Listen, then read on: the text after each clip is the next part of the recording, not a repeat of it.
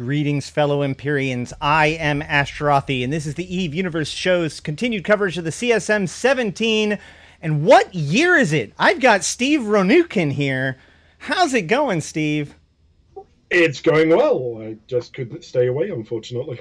Yeah, so you have a long and storied history within the CSM, but it's a few years ago. You've been out for 2 years, right? Yep, that's right. So a lot of people might not know you, so we get to know you. So should I put your video on first before we talk, or do you want to bring it up later? Entirely up to you. The video was originally put together because I was hoping I could get it on the AT, but they said no. Well, so this came out pretty early, so we're gonna post this up. We're gonna watch this video and then see what we have to say about it. Maybe. New Eden's premier independent CSM member returns. Steve Ronuken.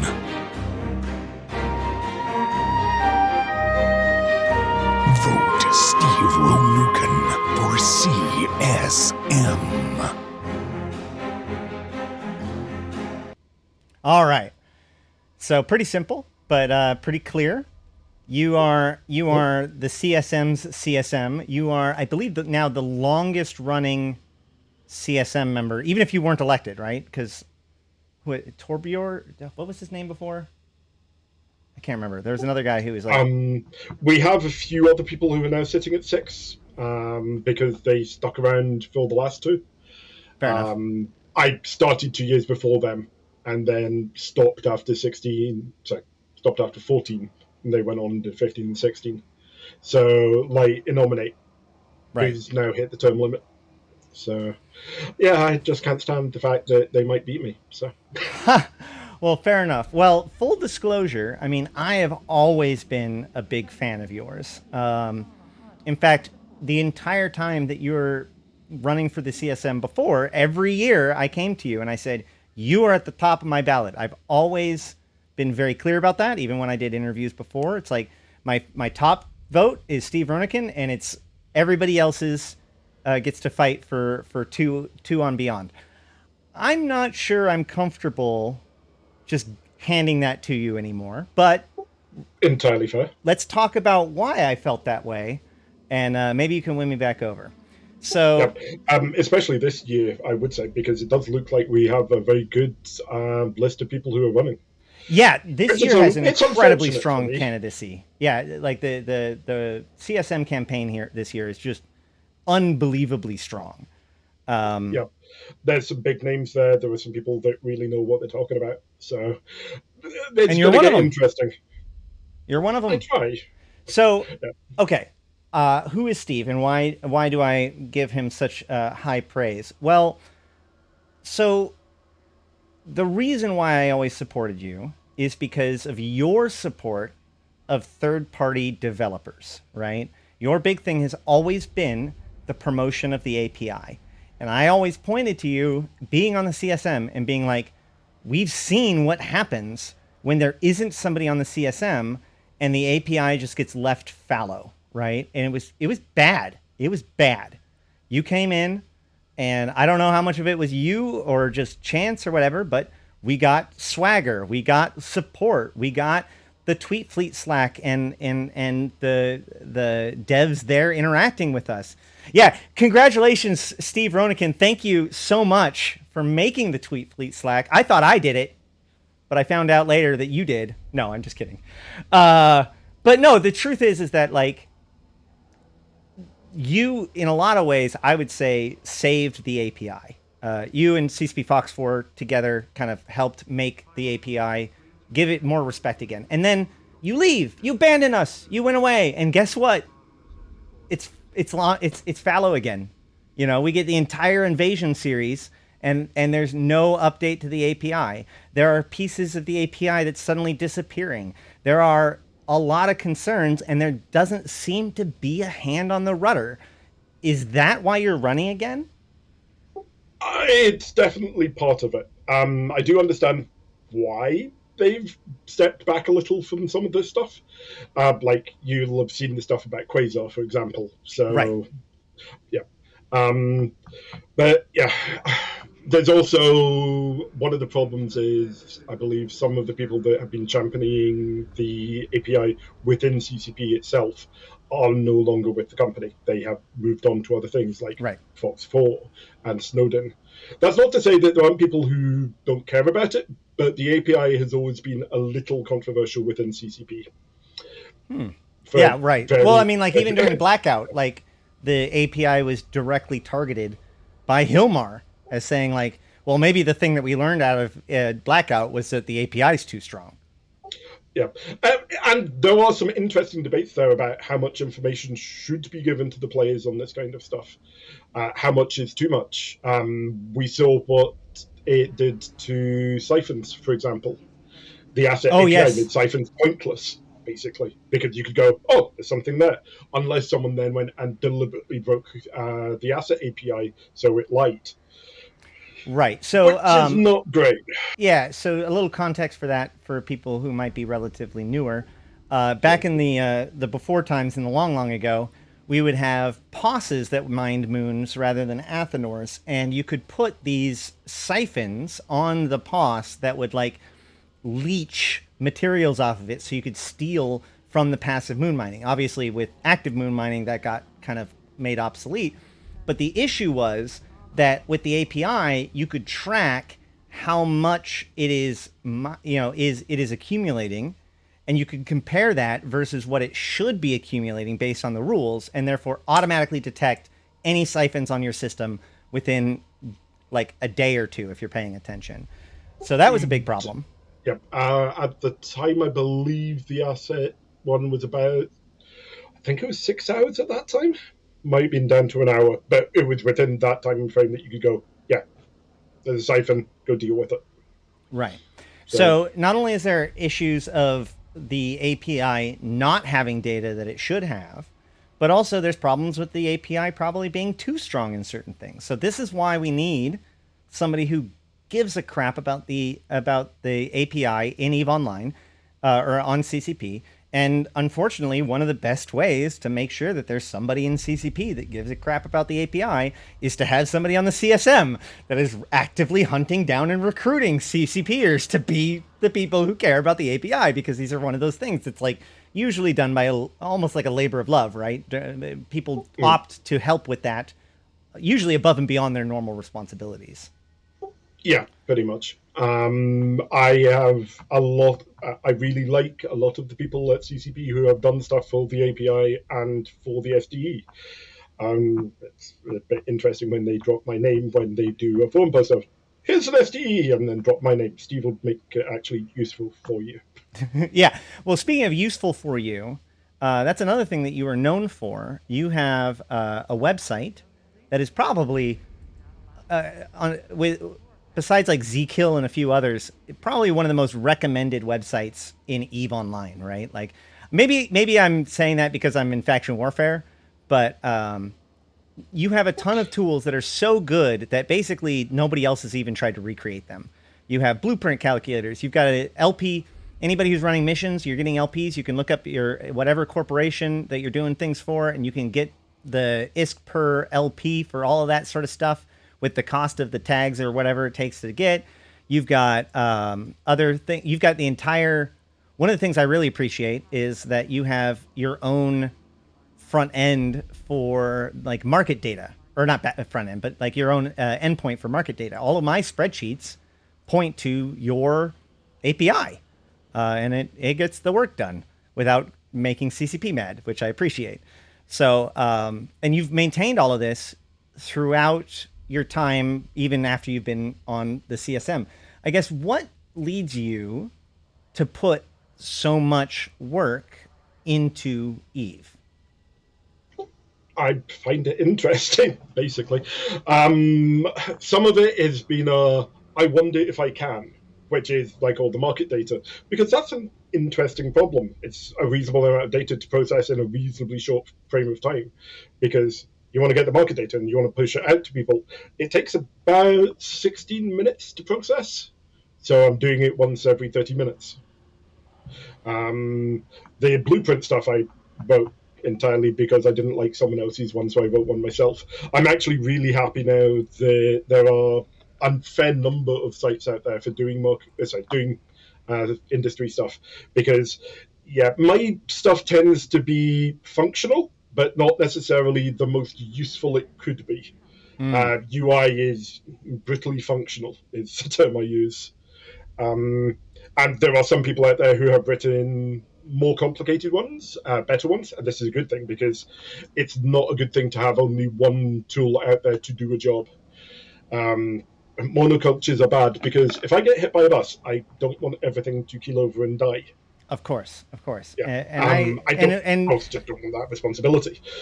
And to be frank, like, especially in the last few years, and even more so now that we've been having this like period of angst, we've been seeing web services and tools that we've come to rely on and see as major fixtures of the game just vanish. And it's just like, well, now what? So yeah, that's one of the real problems with monocultures. It's one of the reasons why I've pushed the vast majority of what I do up onto GitHub. If I do get hit by a bus, someone else could take over the SDE stuff relatively easily. I'm not going to say very easily, because it was written by me and it's possibly a little idiosyncratic, but they could get something up and running reasonably easily. Right. That's, I don't want people to have to depend on a single person to get something done, because that's always just bad. Right. So, but would you say, having been part of this whole thing for this long, would you say that you think that CCP should allocate more resources to making sure that the API is good? Or do you think that they should take those resources to making sure that the API is obsolete by building those tools in the game? That's a very interestingly worded question, because the answer is a little from column A, a little from column B. There are some things which I think would be nice to have built into the game itself, and some of stuff which I actually didn't realize was built into the game until I asked for it and then was told it's already there. The blueprint calculator stuff actually exists within EVE at the moment. Right.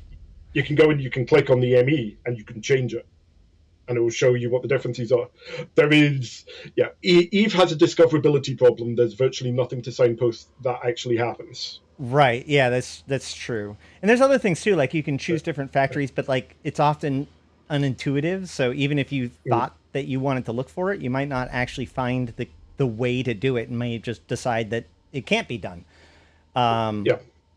I would like. There are some, like ghost fitting is also a great example. Ghost fitting is the simulator. I really like having ghost fitting in the game, but that doesn't make Python obsolete. Python gives functionality which is beyond what you would probably want in the game, and you can use it while you're not playing the game, because EVE is one of these ones where you're not constantly using the game client, but that doesn't mean you're not playing. That actually brings up crafting. That brings up an interesting question, or that I guess is a good example of what I was talking about. Do you feel that? Do you agree that CCP? Well, when they made the Ghost Simulator, or the Ghost Fitting, which is the in-game simulation, they explicitly said this is not replacing Python, right? And there's a lot of things that it does that Python doesn't do. All sorts of simulations based on like specific rat profile. I can set up my comp or my setup and then tell them exactly what the rat is, and it'll tell me exactly how I'm applying to it, right? That is incredibly good stuff, and definitely not the level of detail that I would expect CCP to build into the game. However, one of the things I've noted is that with like, especially with the proving conduits, with their special weather effects, and really the Abyss as a general with the weather effects, it really does feel missing that I can't simulate effects on my ship in the simulator in the game. I can't check to see if my ship will work in an electrical Abyss, for example. I have to use Python for this. So where do you think that the line is. Do you think it's good that CCP has this standard that they don't want to replace the third-party tools, or do you feel like CCP should be more aggressive about being like, that's great, let's bring it in? The big problem with a lot of this stuff is the stuff that is in the game should be accessible to the players. And that is players from pretty much day one. So does that mean that they need to have like the basic mode and the advanced mode? Quite possibly. Again, it would be lovely to have all of this stuff directly in the game so we didn't need to have the third-party tools for it. But I also know that CCP is not the world's biggest company, right? And it makes more sense in some ways for them to put their time towards the stuff which only they can do, like new gameplay, fixing gameplay, that kind of thing. Enabling us to build the tools means that they don't have to build them themselves, and we can iterate on it. We can have multiple people having different ideas of it. They don't have to try to make one solution for everybody. People can make different solutions for what they need. Yeah, there's definitely a reason for that. Yeah, and that lets them get on with the stuff which is actually most valuable for them to do. Right. So, but we can't do stuff. We can't do some of the stuff they do. So, better to have them use us as a force multiplier. That does mean that they need to have people supporting us, and it needs to actually work. So, right. Yeah. Well, I know that like balanced. Back in the day, there was always this concern, especially like, so from, not to invoke the bad word, but from like the days of WoW's popularity, right? The idea of add-ons, this is where, and really mods, like this kind of growing effort, it was seen as a problem that if CCP were to just simply replace Pyfa, that not only would that be a lot of work for them, but it would be rude to the developer of Pyfa, right? That like CCP just stealing somebody's idea and bringing it in would be seen as a negative thing because they've basically undermined all this work, and it would disincentivize people from making future third-party tools if CCP just kind of, steals it from them, as it were. And that was a big concern before. But now it seems that the concern is more about, well, these tools are available to those who know how to use them, but if they're not available in game, then they're not available for everyone. Do you feel like that the older concern about like third-party developers being left high and dry because CCP stole their work or, copied their homework, do you feel like that's a valid concern anymore, or do we lean more towards the later one? You have to ask difficult questions. That's what I'm here for. Yes. For my own self, it's GCP's game. If they want to take something that I have done for it and build it into the game itself, yeah, absolutely fair. They can do what they want. Whether that's true for everyone, that's a lot harder to say. And there are probably some people who would feel disenfranchised if something got built in. But it also, if people were being paid for this, then definitely it would be an issue. But people tend to be doing this stuff because there is something that they wish to, a hole that they wish to fill. And if that hole was filled, they wouldn't have that weighing down on them anymore. I won't say that being a third-party developer is a thankless task. It just can feel like it at times. This thing is broken. Why haven't you fixed it yet? There is an obligation which you put on yourself for this because you are providing something to other people. So you do feel, I have to get this done. And at times it can feel like a job. So yeah, when an endpoint is being janky, people don't blame CCP. People are going to blame the tool that's not working. Yeah, and I do occasionally see that. I can understand why people blame the tool, because it's the tool which isn't working for them. It might not be the cause of the tool not working for them, but it's the tool which isn't working. Right. Yeah. Most people are absolutely fine. I don't have a problem with most people. It's just there are always some who aren't. Right. I ask this of you specifically because I know that you've been kind of a third-party developer liaison, even post CSM, occupy. I don't know, but post your time on the CSM, you've still remained kind of the liaison for. I know when I have a question about third-party tools, I try to like find you first because at the very least you can point me in the right direction. So, I like helping people. Yeah, which is very much why I got started on this. So I'm just explaining why I would ask you about whether or not other people would be interested in it, because I figured that you would have kind of your fingers on the pulse about how third-party developers feel about their work as third-party developers. Do you think that the partner program has changed anything? The partner program has changed a bit. Some people now have easier access to at least talk to the community team than they did before, which is a good thing. There is still not like a direct line to the developers who would be doing stuff for the third-party team.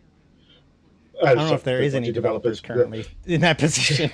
Yeah, that's one of the problems, and one of the things which is obviously for discussion with CCP. It's who's actually responsible for the API, and it's kind of TechCo, but then again, putting new stuff into it is kind of on the people who develop the features.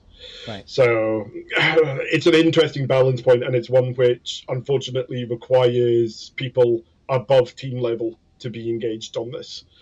And I'm not sure how important some of them believe the API to be. Yeah. Yeah. I do know it's been a struggle. Yeah, I like the fact that the Excel thing is coming. That is really cool.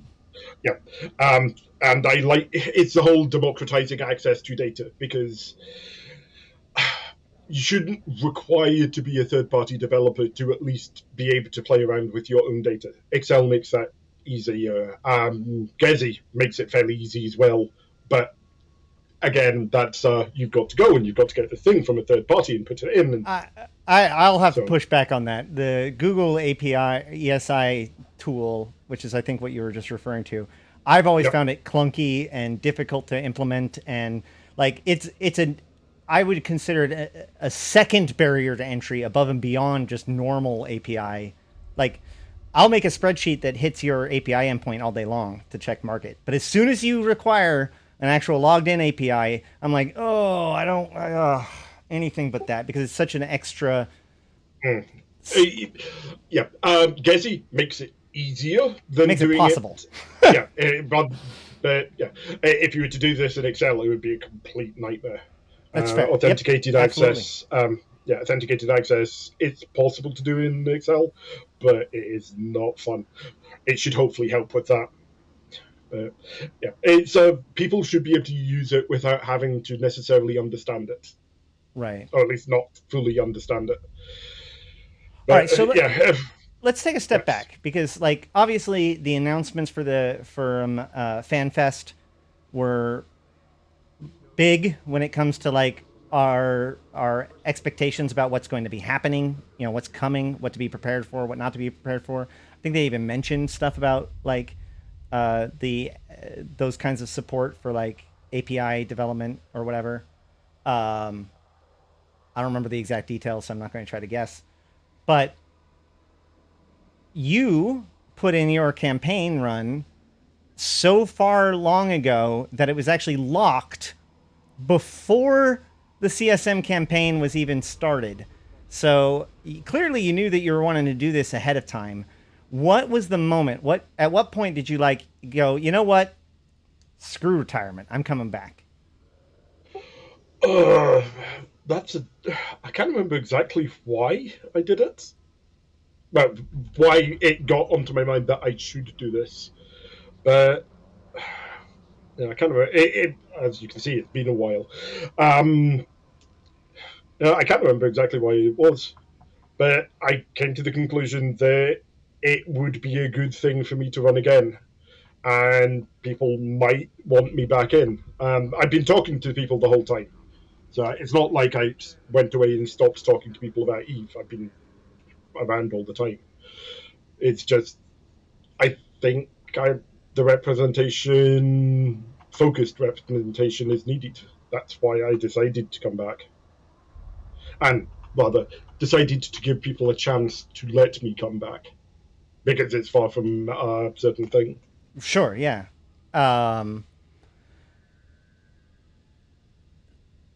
So not just API, but you've always kind of been the one of the high sec candidates, one of the few quote unquote high sec candidates that actually gets elected, right?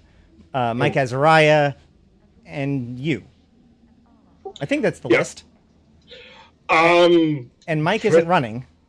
Yeah, pretty much that's the list. The problem really for high sec candidates is people have to know them and they have to have an appeal, unfortunately, outside of high sec.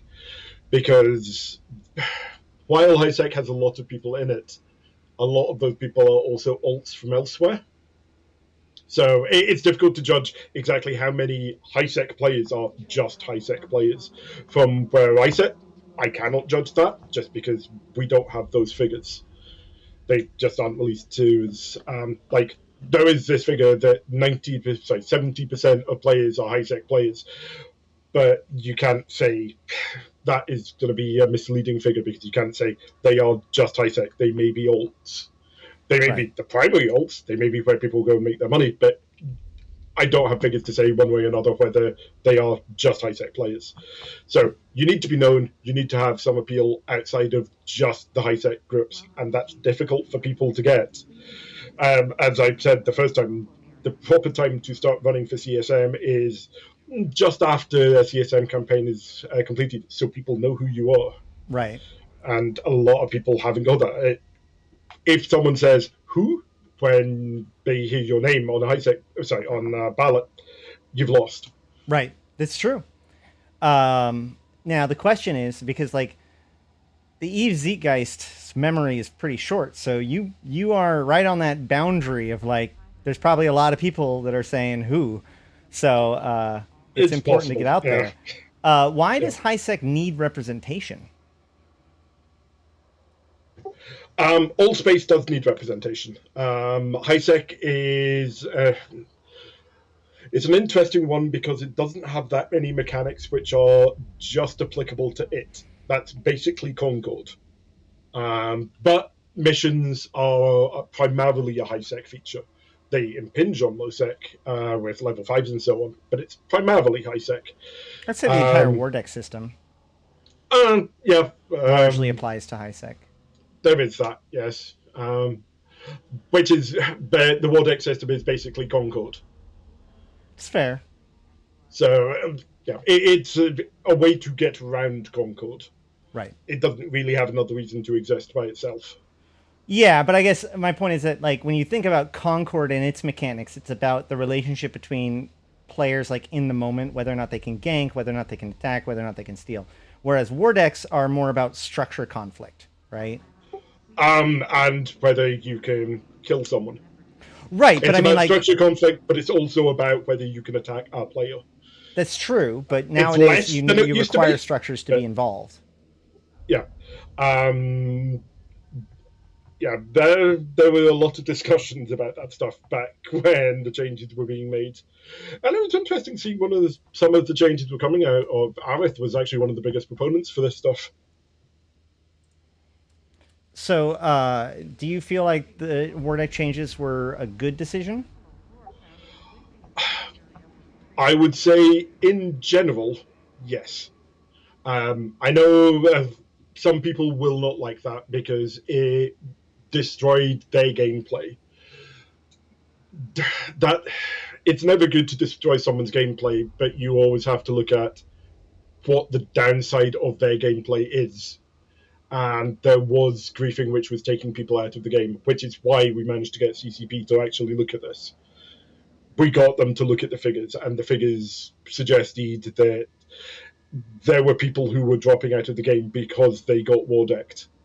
Right. So for longevity's sake, a change needed to be made. So, but if you're going to make it so that Corpse can be immune to Wardex, would you recommend going the next step and removing suicide ganking from high sec? Oh no, certainly not. Suicide ganking by itself is absolutely fine. There has been the attempt to do a differentiation between griefing and suicide ganking, and kind of agree with that differentiation. Like suicide ganking, when you are going and you are killing someone for profit or just because you think it's funny, that's absolutely fine. When you're going and you're killing someone over and over and over, that's not so fine. Right. That's when you are not really targeting the character. You are targeting the player behind the character. Right. And Unless it's because they keep on coming to your same ice belt over and over again. Oh, yeah, that's absolutely fine. Yeah. It's if you are trying to affect the player in a negative fashion, yep, rather than just their character, that is where the difference really lies. Yeah, I'm absolutely fine with suicide ganking. I've been suicide ganked. Yeah, they didn't make a profit on it, so that was fine. So there's a question in chat. What is your main playstyle and gameplay in EVE? I'm going to kind of reframe that a little bit and say, like, it's been 2 years since you've been on the CSM. During those 2 years, we've seen scarcity, we've seen industry changes, we've seen mining changes. These are all things that you would probably care about. What have you been up to for the last 2 years? Again, I've been making stuff, running submissions, doing a little mining, though not a lot. Very occasionally taking out my faction warfare ult, although I do not say that I'm a faction warfare candidate, because my faction warfare ult is basically just someone I take out into low sec and go looking for like a small with someone in it, or go and sit in a small, that kind of level. But yeah, I've still just been making stuff because there has been profit to be made. I don't really need to work at that. I pay for my characters, so I'm not really doing this to like plex them. So I don't have to make a certain amount of ISK each month. It's just been doing enough. I've been enjoying the various events which the live event team have been putting on. They've been generally fun. Yeah, I've been enjoying the events too. Yeah. So you said you pay for your accounts. That made me think of asking you, what is your feelings on the recent price hike? Obviously, I don't like the price hike. I don't like having to pay more money for things. Although it's not going to kick in for me for about another year and a half. I mean, you know how it gets when you end up going longer if you get on the CSM. Yeah. Oh, there's an offer. I'll get that offer. Yep. And there's a different offer. Get that one. And so it builds up over time. Or I want that skin, and it's only available in that large pack. Get that. But as while I say I pay for my accounts, I pay for my accounts, which is not the account which I get for being in the partner program. Sure, absolutely.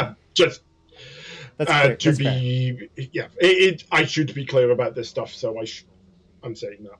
Yeah, I run 3 accounts, but yeah. So. Well, how do you feel about the industry changes? Now, obviously, the industry changes were extremely controversial, but, you know, on the one hand, it added a lot of texture to things, made some new niches for people to play with, but on the other hand, it made it more bullshit for all industrialists everywhere. What is your opinion? Yeah.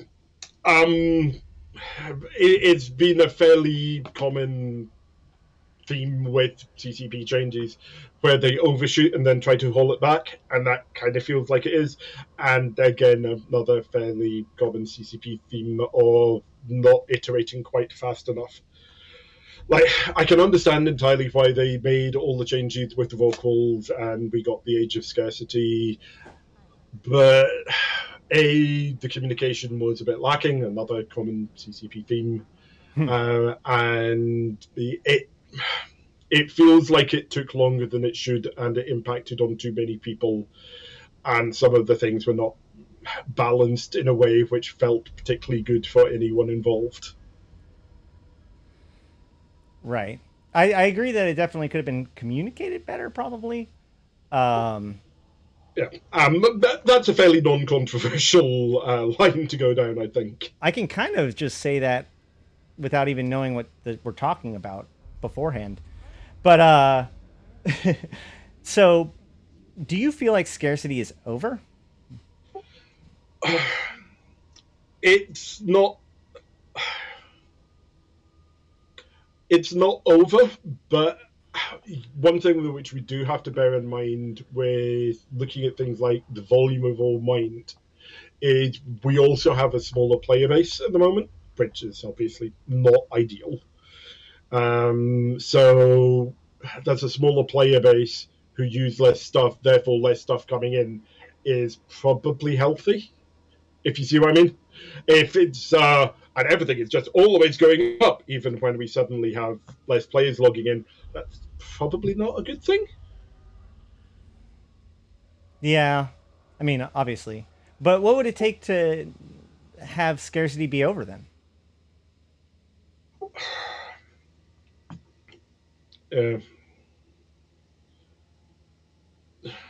I do hate questions like that. So for scarcity to be over, people, a lot of the whole scarcity is down to a state of mind rather than specific numbers for people. Right. It's when someone feels that they can go out and they can just kill some stuff, reship, etc. That is when scarcity is over as far as the player base is concerned. I know that sounds a little wishy-washy, but I don't have hard numbers to actually talk about with this. Right. So it might not be like more changes from CCP. Maybe the industry changes that just happened will be good. It's just we got to wait for it to work its way out to make things available again. Is that? That's also a problem. There are changes, and they take time to work out. Sometimes it's just because the changes take a while to work out. Sometimes it's because people look at the changes and go, if I don't do anything for a while, I'll make more money. So it can be interesting. Blackout is an example of change. It was difficult to judge exactly what was happening with Blackout because some people just stopped playing while Blackout was happening because they knew it was temporary. Right. So they could go, I'm just going to stop, and then I'll come back when it's over. Would that have happened the way it was if it wasn't temporary? That's very difficult to say. Right. And they didn't tell us how long it was going to be, but there's definitely people that thought it was going to be temporary. Definitely people that thought thought it was going to be permanent or whatever. There's a lot of lack of information, which ultimately, I mean, I can understand why they would want us to not have information in order to, get the effect out of us that they were looking for, and Yeah, to combat what I was saying there. Yeah, but at the same time, it did lead to a very kind of scattershot response. Yeah. CCP's been focusing a lot on new player retention recently, working on the MPE again, working on the new career stuff, all of the stuff that they announced at FanFest. Do you feel like they're doing enough for new players? Do you feel like they've been going the right direction? Do you feel like they have sacrificed the vets on the altar of the new players? How's your feeling about that whole process? Yeah. There does feel like a bit of sacrifice of the vets on the altar of the new player. I like what's happened with the MPE in general. I played through it a couple of months ago, and it feels pretty good. Just the whole thing. The abrupt stop to it when you get sent to the career agent is less good. But right. Or maybe even said that's not the end result. Yeah. There is always going to be a bit of a cliff edge on, and now you get to play Eve, which isn't so much like it. But you had to teach them how the mechanics worked. You can't depend on players to do that. It's a nice thing to have players do it, but it's difficult to depend on them doing it. You'll always have people who get missed, or people who aren't joiners. They just want to play the game, and they don't want to have to talk to people, right. Which is kind of what I was like when I started. So, what they have spent the time on is good. Some of the things which should be coming out of it should also be good. Like the Noddy stuff has significant potential for other things in Eve. So the tooling should be better for that, and they are in hopefully a better place to be able to push some of this stuff out faster. There does need to be more stuff, even if it's like balancing changes and so on, stuff that a new existing player can point at and go, that's for me. That's needed. So it's been a balance issue. I think they've balanced a little too far onto the MPE side, especially as the MPE is one of these ones where it's and now we've got a new NPE, and now we've got a new NPE, and so on, and so on, and so on. Right. Like 6 different NPEs while I was on the CSM. Yeah, and part of the problem is that they keep every time they extend the current, like every time they put out the next chapter of this current FVE, I think that people see it as a new one, right? Yeah. It is quite different from when I was on the CSM. That's true. They have been extending rather than replacing, which is what they were doing to start with, and now the NPE is quite a bit longer than it used to be. So that's great. And it actually stands a chance to teach players about the mechanics, which wasn't so wonderful about before. Yeah, and that's my point, is that like it's kind of a misnomer. Since about a year ago or so, like they haven't been replacing the MPE, it's been adding in more stuff to it, yet it still gets seen as that. You know, we even see comments in chat kind of clowning on it. There's a combination of the fact that there has been multiple iterations in the past, and also the fact that people don't pay that close attention. Vets especially don't pay that much close attention to what's going on with the MPE. So when they see the new mining version of it, they're like, "Oh my God, they're replacing the MPE again." Is this an issue? Should CCP focus on their communication on these things? Does it matter that vets don't understand what's happening with the MPE? Unfortunately, with all these things, the truth is not important. The perception of truth is important. Right. And there has been problems with the way some of this stuff is communicated. The FanFest, the keynote was not wonderful. There was some stuff which was quite nice in it, but most of it was just meh. What's new? What's for me? Right. The Living Universe stuff, which came later, much better. That would have helped, I think, if more of that had been mentioned in the keynote. But yeah, communication is always a problem for CCP, in part because there are people who are looking out for the worst of it. But it's EVE players know what, well, they don't necessarily know what they want, but they know what they don't want, if that makes sense. True. So they look for the stuff that they don't want and they focus on that. More importantly, when they tell you what they do want, usually they're wrong. Yeah, well, I'll say it. Not be, they might not be wrong, but what they want isn't what the 15 other people want. That's fair. I mean, that's just a game design issue, which is that, you know, like the person in the trenches feels that they want something, but if you give it to them, then they're like, it cheapens stuff. Anyway, so yeah, Divoolej, yeah. Yeah, it seems like, yeah, careful what you wish for, right? It seems to me like the CSM back in like the Steve Ronuken, Mike Azariah, you know, that era was getting shit done. You were trying to like figure out like how to promote certain things, figure out how to earn CCP's trust, figuring out how to be effective at advocating for certain things. I would say that in the last few years, especially with scarcity and other stuff like that, we've seen a transition of a much more defensive posture by the CSM. I've even heard like, we're not here to try to like present new ideas, but just to stop the worst ideas, you know, curb CCP's worst instincts. Do you agree with that philosophy of the CSM? Do you feel like the CSM may have lost some of their effectiveness? How do you feel like it will be if you were to be elected and kind of come in that environment? Would you like to see that change? Yeah. I was on, unfortunately, one of the worst CSMs that existed. The relationship by the end of CSM 10 was fucking terrible, to put it politely. Which one was that? That was the one with Scion on the end of it. Oh, yes. Okay. Yeah. And Sugar, right? Kyle. Sugar was great. Scion was less so. But yeah, the relationships at the end of CSM 10 were fucking terrible. CSM 11 spent a lot of time working to repair that stuff, and it helped.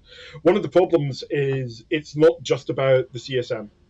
It's about CCP. CCP have to feel that they can talk to the CSM about stuff. Right. And CCP is not monolithic. There will always be some people on the CSM. Sorry. There will always be some people within CCP who will talk to the CSM and will get value out of them. And then there are people who do not want to talk to the CSM. They're these upstart players who are talking about the game, which I work on. I'm professional here. So that kind of relationship can be a bit interesting to actually work your way around. I had a point. I'm trying to work out where I was going with that. My question was more about like the change in the stances of CSM. It's gotten more kind of defensive or adversarial. Yeah. There has always been an aspect of we exist to stop CCP making some of the worst mistakes. Well, just hedge them away from the worst stuff. And I was there for some stuff which was less than ideal. But yeah, it should also be aspirational. As in, we think you should work on this stuff and it would be good. Right. It's not the job is not, here are some ideas, we want you to implement them. That's definitely not the job. It's to give good feedback on what they are coming to us. But there should always be this CSM are players who enjoy the game and want to see the game be better. Rather than the CSM are players who want to make sure that the game doesn't get worse. That's definitely not. The game should be better. Right. That should always be the way it is. That's a good answer. Let me see. I had something else, but I just totally, like, it fell out of my brain. So, it's always annoying when that happens. yeah, I guess, so we talked a little bit about, like, what was the moment that got you to join the CSM, but I guess my question is, what is your biggest goal for being on the CSM this time? Again, I want to see Eve be better. I want to see the API be something which people can consider reliable. I want people to enjoy playing the game. Sorry. Yeah. I want people like me in Eve to feel this is a game I'm enjoying. It's not this is a game I'm enjoying until they break it. Right. Yes, that's a big thing. I CCP likes to talk about like the pivotal moment. I talk about the big disappointment, right? The moment where you realize that like the EVE Online isn't this like expansive, space simulator that you can do anything in, but there's limits and there's lots of things that you can't do and it's just not planned for. So like that's when it really becomes a game for you. Yeah. And I'm effectively a solo player in EVE. I interact with the community. I'm part of the community. That's great.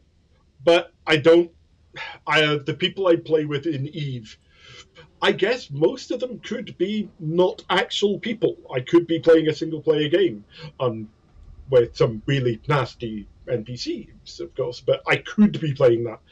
But I like the variety of the universe, but I think people should be able to play effectively by themselves.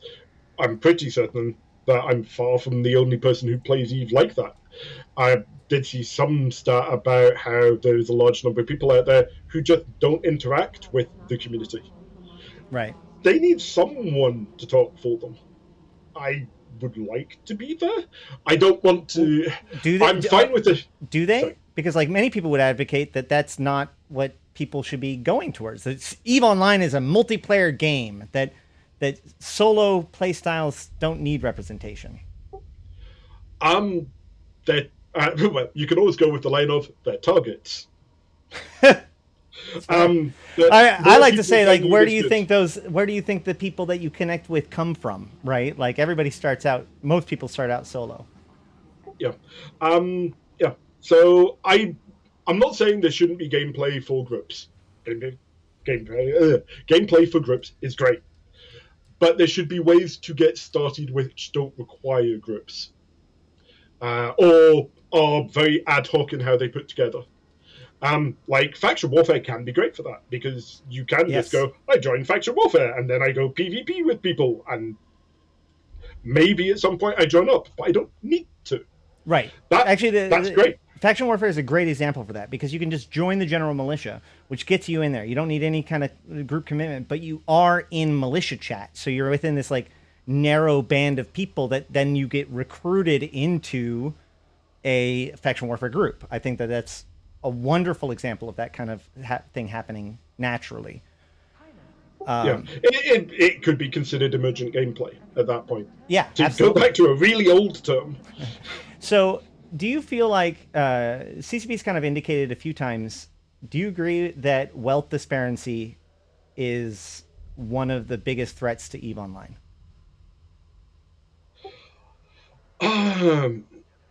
Yes and no. Wealth.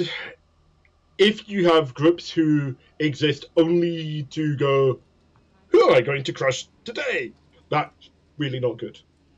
If you've got people who can just go out for shits and giggles and just go, I'm just going to kill everyone in this system today, without having a purpose for it. Because, it might be fun for them. It's not really fun for most other people when they get turbo dunked by 50 people in their venture. But it's if people can earn enough that they can have fun, then they are effectively rich. They might not feel rich, but earning enough to have fun is the important bit. That's fair. So, but CCP seems to believe that people having massive amounts of wealth over the people that don't is a big problem. It sounds to me like you're like, well, if you've got enough, you got enough. So, like, it doesn't matter if you've got a billion or a trillion. If huge amounts, they have negative impacts on the game. Okay. But it's one of these problems where there are certain types of gameplay which take a lot of risk, and a lot of people find those types of gameplay fun. Right. Like a group who can do SRP, that can be really fun for everyone involved, because they don't need to care about making money. They don't need to care about losing their ship, because they know they'll get it back, so they can play in a way which is really fun for them. And if they're going up against another group which is the same, that's great. Everyone is happy. If they're going up against a group who can't do that, that's not good. Right. So there's degrees of tiering here, but unfortunately you cannot enforce tiers in a game like EVE. Yeah. So it's unfortunately a lot of the problems in EVE are difficult problems which don't have an easy solution. And we went through 2 years of pain. We went through 2 years of just absolute hell because of how dangerous this wealth disparity was. Do you feel like that was do you agree with the underlying premise behind it?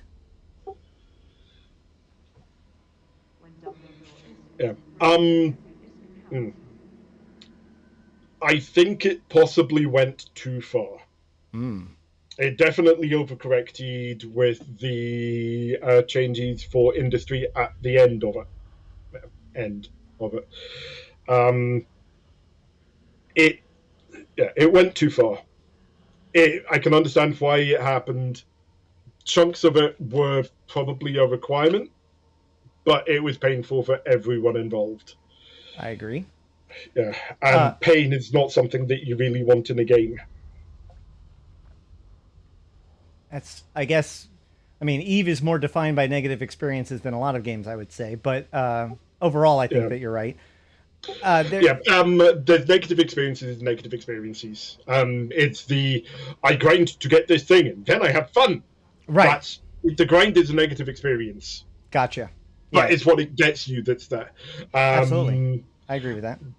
In this case, unfortunately, there was a negative experience, and at the end, you go back to the way things were, rather than, this is something now fun. So, it would have been nice if we'd had something fun to look forward to at the end of it. That's a fair point. It's like, here's the negative experience. Okay, well, I got past the negative experience. Now what? Now you get to wait till this is over. Oh. Yeah. Okay. Well, thankfully, hopefully, it is pretty well over. We'll have to see how things play out over but I think things are in a better position than they were.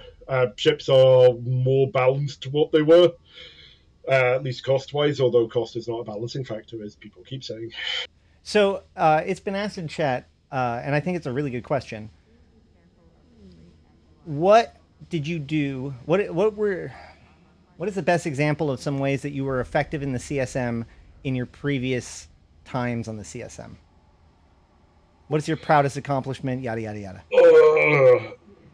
Unfortunately, some of that is still under NDA. And I've always had problems answering this question because it's always been how much of it is stuff which I pushed for, how much of it is stuff which would have happened anyway, how much of it is stuff which I blocked, and I don't have a good answer here.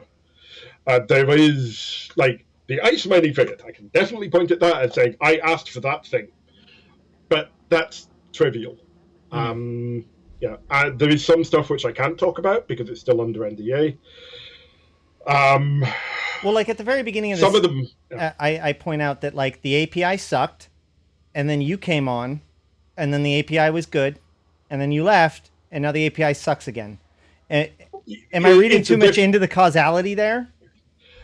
It's a difficult thing for me to claim there because I know the people who were involved in it, and there were people who were pushing for it on within CCP themselves, like Fox 4 right. and so on. They did a great deal. I find it difficult taking credit for what they did for this. That's I fair. may have helped push on it, but I feel that it does not feel like I should take credit for that. Let me ask you this then. Are you confident that if you were to get back on the CSM, that you would be able to write the ship when it comes to the API? Do you feel like if it was all just whether or not Fox 4 was there, then, whatever. But like, do you feel like you could actually do something by being on the CSM and help out with the API? I know how difficult it can be to get CCP to do things which they don't want to do. So I always hate trying. Yeah, this is somewhere where I am bad because I do not like saying, yes, I will do this thing, because the CSM cannot do a thing. They can just push for a thing. Right, which is why I asked it the way I did. What's your confidence in your ability to... I would push for it. I hope that they would listen to me, but I can't say anything more than that. I do not feel comfortable saying anything more than that, and I know that's not a good thing for an election chance. Do you feel like... given your experience before in making inroads, do you feel like you could do that again? I think I could explain to at least some of the people why the API is important. I know some people probably don't think the API is particularly important, but whether they would listen, that is more difficult, especially as there have been changes within CCP since I've been gone. I would have to rebuild some of those relationships. Some of them are still there. It was nice going to FanFest and going and talking to people that I've not seen for like 2-3 years. And that was great. And they talked to me, which is always nice. But then there are people who I would have to reform relationships with or form new relationships with to get them to do stuff. I would hope that I could, but I think I stand a decent chance of it, but I cannot say for certain. Why didn't you run 2 years ago? 2 years ago, a large part of it was I only barely scraped on. I beat Salt Dragon by 12 votes, which I found hilarious at the time, but it also felt like I probably should take a step back at that time and give other people a chance. Because there has always been the thought of, there are too many people who've been on the CSM for too long. And by going on the CSM, I stopped other people from doing it because they voted for me rather than voting for someone else. Right. So it so gave positions. people a chance. Right. Got it. All right. Well, we're getting close to the time. So is there anything that you wanted to focus on as a topic? To be honest, Not particularly. I always hate when people ask me that kind of question because I never have something which I feel that I need to talk about. So that's fair. I guess let's double down on the ESI API thing again one more time, because I mean, like, really, we have high sec candidates, we have small group candidates, we have all of the industrial. We have more than a few industrial candidates, but you've really always defined yourself as like the API dude, and so whether or not you're on the CSM, so. You may have to convince CCP that the API is valuable. Convince the player base. Convince the voter base right now. Why? Because I see arguments even in chat right now. Why is the API worth having and supporting? Okay. The API is there to make Eve bigger than it is, and effectively to allow non-paid people to act as a force multiplier for CCP. There are things which people want from the game, which by doing the API, it allows people outside the game to make the tools to let people do things. And it means that CCP don't have to spend the time and money on it. So they can go off and do their own thing.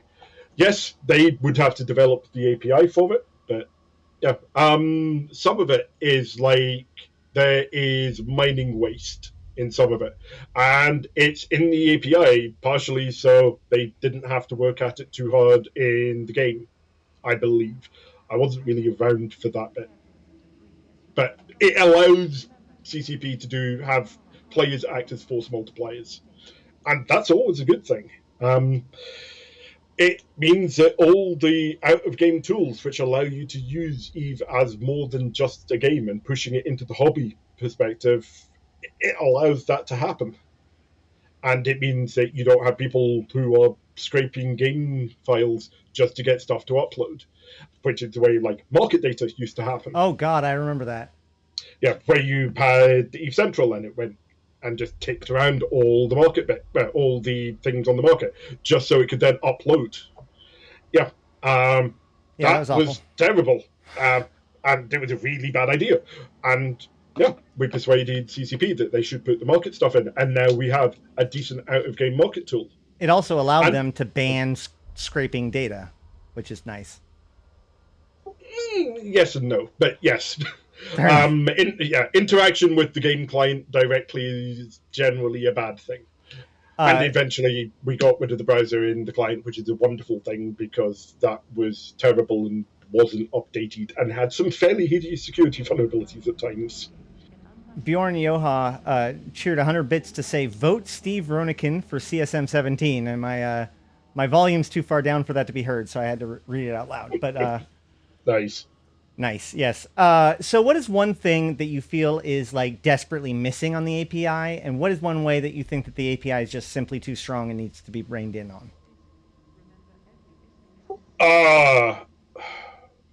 Sorry, it wasn't mining waste which we needed to get pushed in. It was some of these stuff being pulled on corporate mining from mining ledgers?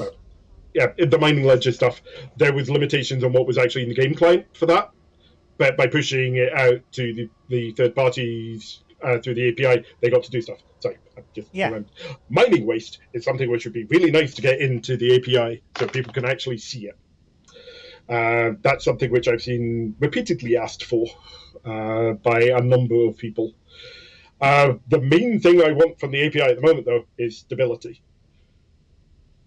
The next thing I want is, while I like the SDE, I would like to have all the data that's in the SDE in easy, which is what CCP call ESI, because they like that. Hold on, restate that sentence. CCP... No, you want everything from where? From the static data extract. The SDE, got it. Yeah, the SDE. I want that in easy. Isn't that in the universe endpoint? Not all of it. Oh. There's some data like all the blueprint data. That's not in there. I've been trying to figure out how to pull that information. Thank you for not letting me go down that rabbit hole. Yeah. If you do want to pull it, there's an API off the back of my tool, which you can hit for that. But yeah, that data just not in ESI at all. And there's a few other tables on the GitHub, the easy issues. There's a sheet which has the disparities between them.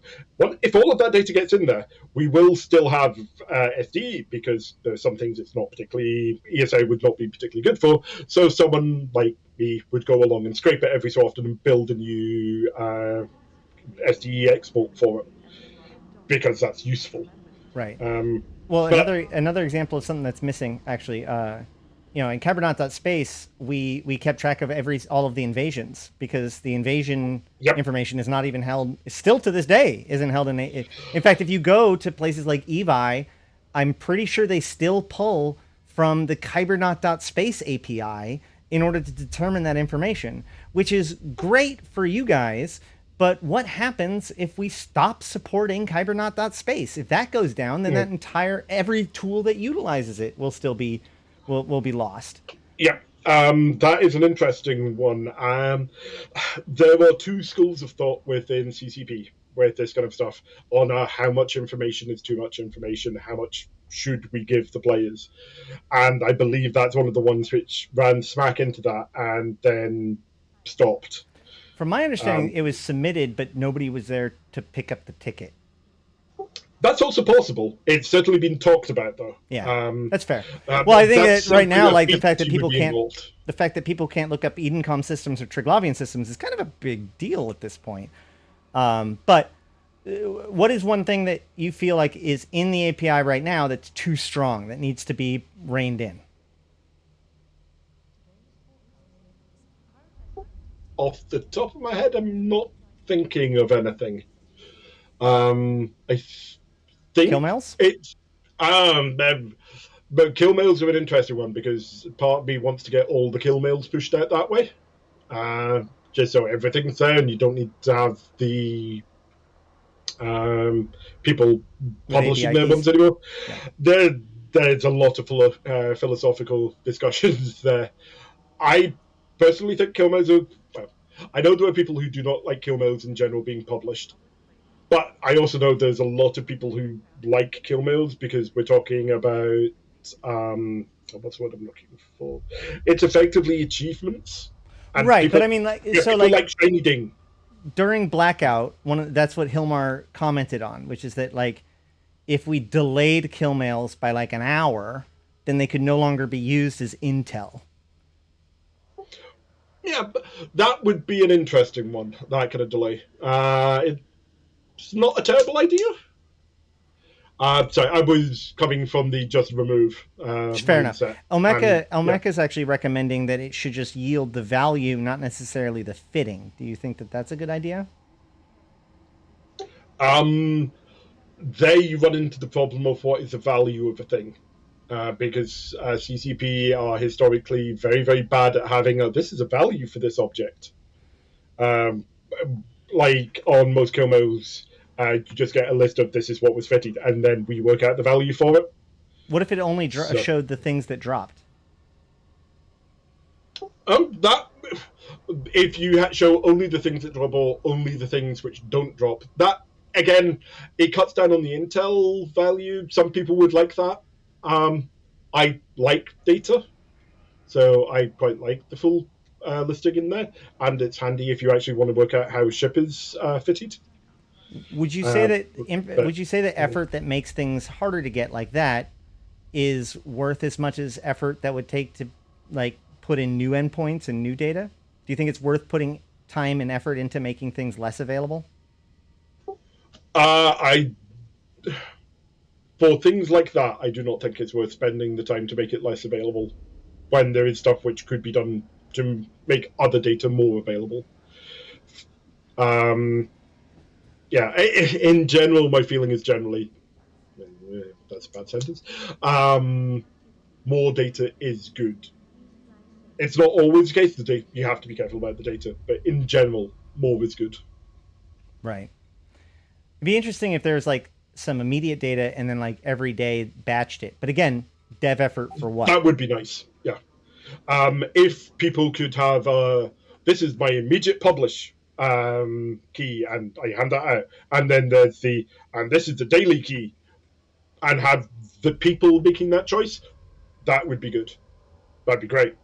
Right. But it allows people to still go, look, shiny stuff, while not giving away their immediate, this is what I am currently doing. Yeah. Well, people are saying that like the intel from the kill mail is too strong, but I would argue that it adds a reward to getting a kill, right? Like even if you can't win against the fleet, there is good purpose to attempt to at least kill something, so that way you have data to go back to. I'm reminded of like Clarion Call 3, right? Where sure, they got whacked, but they were able to kill enough people to be able to piece together what was going on. And so it's a different kind of objective. You may not be able to win the fight, but every kill you get is another piece of information. And likewise, every kill that they deny, in faction warfare, the difference between trying to, we got to get that worm dead. I need to know what his fit is, like that is a big piece of it. And I feel like you would lose some of that by losing kill mails being public. Yeah, there have been long discussions, both with CCP and with just the player base in general, on whether all kill mails should be public. And at the moment, I am kind of edging to they shouldn't all be public. People should be able to make the choice whether their kills are public or not. Like, a victim should be able to decide to publish or not. A killer should be able to decide or publish or not. If one of them decides, it should publish. Right. Kind of like it is now, but they have to opt in by putting their key on Zkillboard rather than exactly. Yeah, simply just it saying, would like, be yes nice or no. if you didn't have to have that option. Yeah, it would also mean like a toggle, just like with medals. Be like, yeah, I don't want you to. Yeah, one problem with the kill system, kind of as it is what competes with Z kill, not Z kill, because that says it. So, yeah, what competes with it? The answer is not a great deal, because it has to have people go and give the keys over. Granted, well, but Zkill, it wasn't always Zkill, though. There were other kill boards. It's just Zkill 1. Yeah. I know the Squiz would love to have competition. Fair enough. It's why he himself makes the kills available. There is a feed that you can get off his site for it. But it means if something happens to Zkill, that goes away. Imagine the archival data that would be taken. Like, not even like the tool, but the amount of data that would just be lost if Zkill vanished off the face of the earth right now. That makes me nauseous. Yep. All right, well... Squids has been good about this. There are historical dumps that you can go and get, but someone would have to go and get it and process it. And that's so much fun, because it's reasonably big data. I think I'm past my time, but I do want to ask, just like on a more positive note. No, I'm just kidding. What is your feelings about Blackout? Do you think it was a good idea? Do you think it was a success? Do you think it should come back? I do not think it should come back in the form that it was in. I like the concept that Intel... Well, local is a terrible Intel tool. It's a really bad idea. There's no way to counter it. Nah. I like counterplay to stuff. It would be really nice if they could bring back something which allows people to cause something like Blackout in particular places. Like, if I go into your system and I go and kill a bunch of shit, you're now blacked out. That would be great, because that's a gameplay thing. It would be something that you have to balance, so you don't have people just going and doing it all on off hours for you, and then you log in and your system's blacked out and there's nothing you can do to stop it. That wouldn't be good. But it would be nice if there was some gameplay involved with all of that. But Blackout, the way it was actually done, it was a bit ham-handed. And it went on a bit too long. I think we can all agree with that. It's very much a blunt instrument, for sure. Yeah, I can understand why they did it as a blunt instrument. It was easy. Yeah. All right. Well, interesting. Well, it's been a great chat, Steve. I haven't decided whether or not I'm going to give you my number 1 spot, but you're definitely back on my ballot. We're going to have to see how things play out over time to see exactly how far up the ballot that you get. But I think that anybody who cares about large organizations being able to have any kind of management over their own people, if you care about people, industrialists in pretty much any capacity, people can argue about whether or not this change or that change is a good or bad deal. You could agree with Kenneth or you could agree with Angry Mustache, but both of them rely on Steve Ronuken and his efforts. So, if I cannot recommend voting for Steve enough, if he's interested in being part of the CSM, which he does, once again, wish to throw another year into the fire, trying to help us out, which I really do appreciate. My last and most important question, cat ears in EVE Online, yes or no? Options are good. Eve characters are filthy rich. They should be allowed to be eccentric. So, yes, cat ears. All of that shit. If you can see it in Cyberpunk, you should be able to see it in Eve. Can you think? Well, I don't know about that. There's a lot of things in Cyberpunk that I don't think would be appropriate in Eve. Yeah, but it's Eve is the dystopian future. People spending stupid amounts of money on getting cybernetic cat ears is pretty dystopian. It's true. All right. Well, thank you so much for coming and hanging out. Best of luck to you. And I am absolutely confident that either way, you're going to be a staple of our community. And you have continued to be supportive, regardless of whether or not you're on the CSM. And I do firmly believe that you should be on the CSM pretty much any year you want to be, because you are both effective and necessary. We do not have enough people making those things like the API happen. And as we've noticed, the API not being paid attention to is bad, both for people that feel like the API is too strong and the people that feel that the API is missing things. Either way, an ignored API is a problem. And so, especially with CCP going through all these new renovations and changing the way that they do things and, all that kind of stuff, it is important for somebody to be there and be actively hunting down, recruiting, and networking with people on the inside that can actually make this stuff happen, because without that, it just doesn't. So, best of luck to you. Thank you. And on behalf of Steve Ronuken and myself, thank you guys for watching. If you're watching this on YouTube, thank you for making it all this way. Don't forget to like, comment, and subscribe if you haven't before you leave. Leave any questions for Steve Ronuken here or on the in the comments, and I can either bring it to him or he'll come and answer it there. Or you can go to the forum post, or I assume that you still are hunting the Tweet Fleet Slack, which you can get an invite from your website. Yep. And I have a Discord of my own. There you go. It's on my site. Or the EVE Online Discord. Yep, I'm around. And I can attest to the fact that Steve is very approachable, even when you are being one of the most annoying people ever. So, like I said, best of luck to you, and thank you guys all for coming. Thank you, Steve, for hanging out. And until next time, I've been Ashtarothi, the voice of New Eden, and I'll see you in space.